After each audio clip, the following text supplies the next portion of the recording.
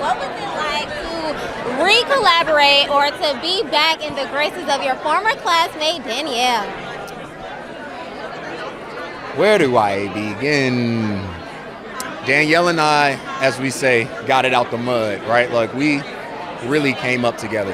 Juilliard only accepts 18 students every year around the world. I mean, we had people from Iceland, from Scotland, China. Like, it was literally, and I looked around that room and I saw people like Danielle Brooks, I saw Aaron Moten, I saw Jakina Calacango, and we've all became and maintained that friendship for so long. We've been up, we've been down, but we've been here.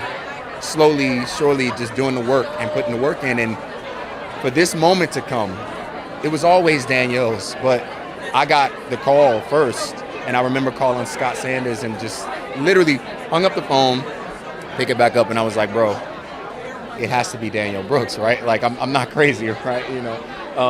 And of course it was. It always was. She is an incredible talent. She stands on her own. And when people see this film, they will understand the magnitude of what she brings, of what all of these women bring. But I'm so happy to see her shine in this. It's beautiful. And this film is very big on sisterhood. So what was it like for you coming in as a man? Like, what was the dynamic like? What were your relationships like? My job was just to get the hell out the way and be as much of a support as I could. That was my intent going in, and that was the journey for me. It was about finding new ways of love in the Black community.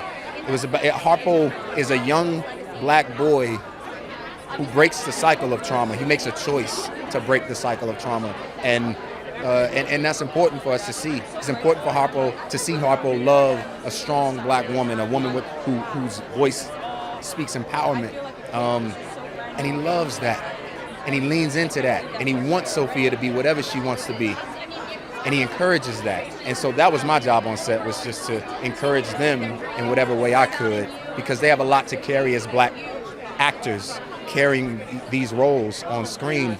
But these women have a lot to carry. Once they put those roles down and walk off the screen, they have to be Black women in life. And so it's a load to carry. So I just got to be there for them, Yeah. It sounds slightly different from the original. So what advice, if any, did Oprah give you when it came to approaching this role? Oh my gosh, yo. So many things. But honestly, I call her Mama O. Sometimes I call her Mama O, or Auntie O.